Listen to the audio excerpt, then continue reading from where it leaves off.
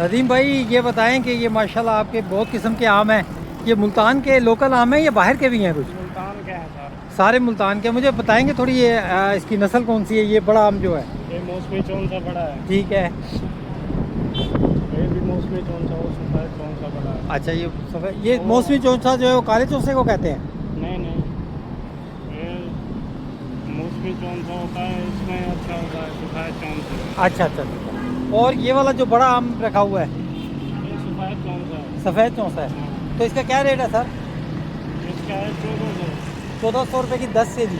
8 کلو. 8 کلو 1400 روپے کی. ٹھیک ہے. اور یہ چھوٹے والے کا کیا ریٹ ہے؟ اس میں 1600. 1600 روپے 8 کلو.